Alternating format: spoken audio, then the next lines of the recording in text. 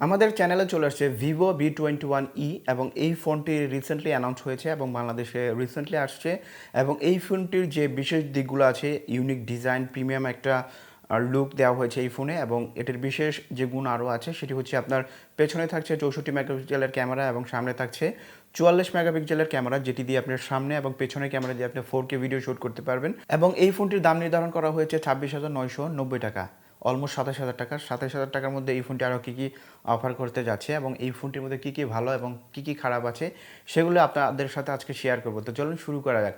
তো আমি আছি হারুন, আপনারা দেখছেন Itconcept। তো চ্যানেলটি এখনই সাবস্ক্রাইব করে দিন। আমাদের কাছে এই ফোনটি পাঠিয়েছে মিতালি টেলিকম, তাদেরকে অসংখ্য ধন্যবাদ আমাদের কাছে এই ফোনটি পাঠানোর জন্য। এবং তাদের শপের অ্যাড্রেস হচ্ছে Banglabazar Gazipur Dhanumulla mobile super market, যেখানে আপনারা পেয়ে যাবেন সকল প্রকার মোবাইল এবং মোবাইল অ্যাক্সেসরিজ। তাদের শপের সকল ডিটেলস আমার ভিডিও ডিসক্রিপশনে দেওয়া রইল। তো প্রথমেই কথা বলি ডিজাইন নিয়ে। দেখতে পাচ্ছেন খুব চমৎকার একটি ডিজাইন এবং বিল্ড কোয়ালিটি খুবই চমৎকার, দেখতে অনেকটা প্রিমিয়াম লাগছে এবং কালারটা মাঝে মাঝে চেঞ্জ হয়ে যাচ্ছে। তো এই ডিভাইসটি কিন্তু দুইটি কালার আছে, একটি হচ্ছে ডায়মন্ড ফ্লেয়ার এবং আরেকটি হচ্ছে রোমান ব্ল্যাক। তো আমাদের হাতে যেটি আছে এটি হচ্ছে ডায়মন্ড ফ্লেয়ার এবং দেখতে পাচ্ছেন যে ক্যামেরা বাম্পটা খুবই চমৎকার, ইউনিক একটা ডিজাইন, খুবই কিন্তু প্রিমিয়াম লাগছে দেখতে এবং ফোনটি কিন্তু দেখতে অনেক স্লিম, সেজন্য এটাকে আরও প্রিমিয়াম লাগে। Only 7.4 mm। তো নিচের অংশে পেয়ে যাচ্ছি হেডফোন জ্যাক, মাইক্রোফোন, USB-C, দেন হচ্ছে স্পিকার। বাম পাশে পেয়ে যাচ্ছি সিম কার্ড স্লট, ডান পাশে থাকছে ভলিউম রকার, পাওয়ার বাটন। তো এই হচ্ছে মোটামুটি ফোনটির ডিজাইন। তো আমার কাছে পার্সোনালি ডিজাইনটা খুবই চমৎকার লেগেছে। ক্যামেরা যে বামটা আছে সেটি কিন্তু চমৎকার লাগছে। তো এবার কথা বলি ফোনটির ডিসপ্লে নিয়ে। ফোনটিতে ব্যবহার করা হয়েছে 6.44 ইঞ্চ AMOLED HDR10 ডিসপ্লে, যেটি হচ্ছে খুবই চমৎকার একটি ডিসপ্লে এবং যে ডিসপ্লেটির ভিউইং অ্যাঙ্গেল ছিল খুবই চমৎকার। তো ডিসপ্লেতে আমরা রেজলিউশন হিসেবে পেয়ে যাচ্ছি 1080x2400, যেটি হচ্ছে ফুল এইচডি একটি ডিসপ্লে এবং এটির ভিডিও এক্সপিরিয়েন্স কিন্তু খুবই চমৎকার এবং কোনো পাশ থেকে আপনি নেগেটিভই পাবেন না, যেহেতু এটা অ্যামোলেড ডিসপ্লে। তো ফোনটিতে সিকিউরিটি হিসেবে পেয়ে যাবেন ফিঙ্গারপ্রিন্ট সেন্সর, যেখানে আপনার ইন ডিসপ্লে ফিঙ্গারপ্রিন্ট সেন্সর পাবেন, যেখানে আপনারা স্পিডটা ছিল অ্যাকুরেট, আপনারা দেখতে পাচ্ছেন সাথে সাথেই কিন্তু অন হয়ে যাচ্ছিল, যেহেতু ফোনটিতে অ্যামোলেড ডিসপ্লে দেওয়া আছে এবং অ্যামোলেড ডিসপ্লের উপরেই কিন্তু ইন ডিসপ্লে ফিঙ্গারপ্রিন্ট সেন্সর দেওয়া হয়।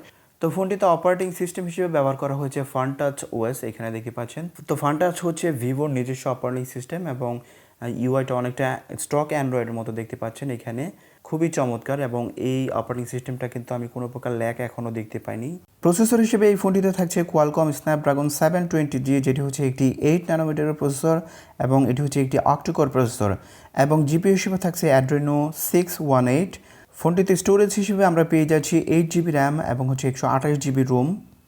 তো এখন কথা বলবো এই ফোনটির ক্যামেরা সেকশন নিয়ে। ক্যামেরা সেকশনে আমি এই ফোনটি নিয়ে খুবই স্যাটিসফাইড ছিলাম, যেখানে পেছনে 3টি ক্যামেরা ব্যবহার করা হয়েছে, যেটির প্রাইমারি হচ্ছে 64 মেগাপিক্সেলের মেইন শুটার, যেটির অ্যাপাচার হচ্ছে 1.9 এবং সেকেন্ডারি যে ক্যামেরাটা ব্যবহার করা হয়েছে 8 মেগাপিক্সেলের আলট্রা ওয়াইড, যেটির অ্যাপাচার ছিল 2.2 এবং 2 মেগাপিক্সেলের একটি ম্যাক্রো সেন্সর ব্যবহার করা হয়েছে, যেটির অ্যাপাচার ছিল 2. পেছনের ক্যামেরা দিয়ে আমরা সর্বোচ্চ 4K 30 FPS ভিডিও শ্যুট করতে পারবো এবং 1080p 30 FPS দেন হচ্ছে 60 FPS ভিডিও শ্যুট করতে পারবেন। পেছনের ক্যামেরায় আপনি 4K 30 FPS স্টেবিলাইজেশন পেয়ে যাবেন, বাট 4K-তে আপনি EIS সাপোর্ট পাবেন না। আপনি যদি 1080p-তে শ্যুট করেন সেক্ষেত্রে EIS সাপোর্ট করবে। এবার একটি সেলফি ক্যামেরা নিয়ে কথা বলি। সেলফি ক্যামেরাতে আমি খুবই স্যাটিসফাইড ছিলাম, যেখানে ব্যবহার করা হয়েছে 44 মেগাপিক্সেলের একটি ক্যামেরা, যেটির অ্যাপাচার হচ্ছে 2 এবং HDR পেয়ে যাচ্ছেন এবং সামনের ক্যামেরা দিয়েও আপনি 4K 30 FPS ভিডিও শ্যুট করতে পারবেন, 1080p 30 FPS ভিডিও শ্যুট করতে পারবেন। বাট আপনি যদি 4K দিয়ে 30 FPS ভিডিও শ্যুট করেন স্টেবিলাইজেশন পাবেন না। তো আমি রেকমেন্ড করবো আপনি যদি ব্লগ করেন সেক্ষেত্রে আপনি 1080p 30 FPS ভিডিও শ্যুট করলে খুব ভালো একটা রেজাল্ট পেয়ে যাবেন। তো ফোনটিতে আরও থাকছে ওয়াইফাই 802, ডুয়েল ব্যান্ড তো থাকছেই এবং ব্লুটুথ হিসেবে ব্যবহার করা হচ্ছে 5.1 GPS পেয়ে যাচ্ছেন। ওভারঅল আপনি সব ধরনের সেন্সরই পেয়ে যাবেন, বাট NFC নেই। তা এখন একটু কথা বলি এই ফোনটির ব্যাটারি ব্যাকআপ নিয়ে, যেখানে আমি একটু হতাশ হয়েছি। কারণ হচ্ছে 2021 সালে এবং 27,000 টাকা দামের একটি ফোনে যদি আপনার 4000 mAh ব্যাটারি থাকে, সেটা কিছুটা কিন্তু হতাশজনক। আপনি বিশেষ করে যেহেতু অ্যামোলেড ডিসপ্লে ব্যবহার করা হয়েছে এই ফোনটি দিয়ে, যদি আপনি সকালে চার্জ করে সেটা সারাদিন ইউজ করেন সেক্ষেত্রে আপনার কিন্তু বিকেলের দিকে এই ফোনটিকে চার্জ করতে হবে, আদারওয়াইজ আপনি চালাতে পারবেন না। আর যদি গেমস বেশি খেলেন সেক্ষেত্রে কিন্তু আরও প্রবলেম হবে।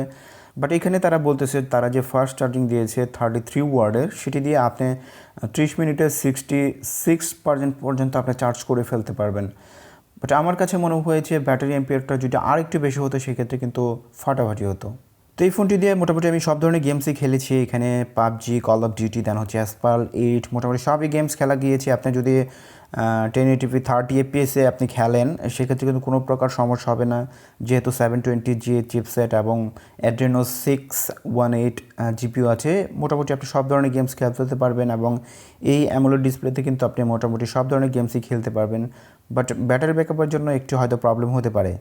তো এই ফোনটি দিয়ে কথা বলার এক্সপিরিয়েন্স ছিল চমৎকার, কোনো প্রকার আমি নেটওয়ার্কিং ইস্যু পাইনি। আমি যেখানে থাকছি সেখান থেকে কিন্তু 3G 4G দিয়ে খুব ভালোভাবে কথা বলতে পেরেছি এবং ইন্টারনেট স্পিড খুব ভালোই পেয়েছি। ওভারঅল আমার কাছে নেটওয়ার্ক জনিত কোনো ইস্যু আমার কাছে মনে হয়নি এবং এটার টাচ জনিত কোনো প্রবলেম আমার কাছে মনে হয়নি, যেহেতু অ্যামোলেড ডিসপ্লে। টাচ রেসপন্স খুবই কুইকলি ছিল। ওভারঅল আমার কাছে টাচ রেসপন্সটাও ভালো লেগেছে, এদিকে কোনো আমি ইস্যু খুঁজে পাইনি।